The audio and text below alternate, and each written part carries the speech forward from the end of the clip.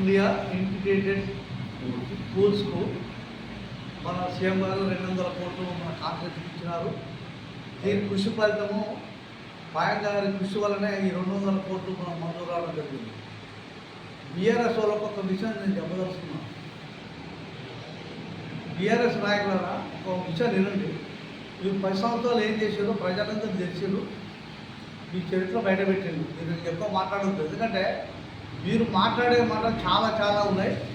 పోస్టులు పెడతాం, చూస్తూనే ఉన్నాం. మళ్ళీ వచ్చే ఎలక్షన్లో కూడా మీరు ప్రజల గురించి చెప్తారు. ఎందుకు చెప్తారంటే మీరు చేసినటువంటి ప్రజలకు అన్నీ తెలుసు. ఈరోజు మన రేవంత్ రెడ్డి గారు మన కాన్స్టిట్యూన్సీకి 200 కోట్లు శాంక్షన్ ఇచ్చినట్టు దాన్ని అర్థం చేసుకోవాలి. అట్లనే 10 సంవత్సరాల కాలంలో మీరు ఇచ్చింది శూన్యం, ఏం లేదు అక్కడ. రేవంత్ రెడ్డి గారు ఏం చేసినంటే టీచర్ పోస్టులు ఎన్ని ఇచ్చిందో మీకు అందరూ తెలుసు.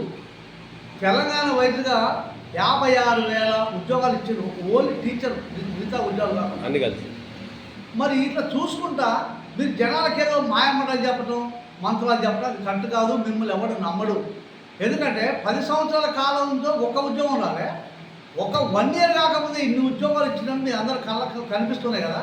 మీరు లేనిపోని అబద్ధాలు చెప్పి జనాలు మాయం చేయాలంటే మీరు చేయలేదు, మీ వల్ల కాదు. మిమ్మల్ని నమ్మే పరిస్థితి కూడా లేదనేది ఈ మీడియా ద్వారా మీరు తెలియజేస్తున్నాం. Thank you.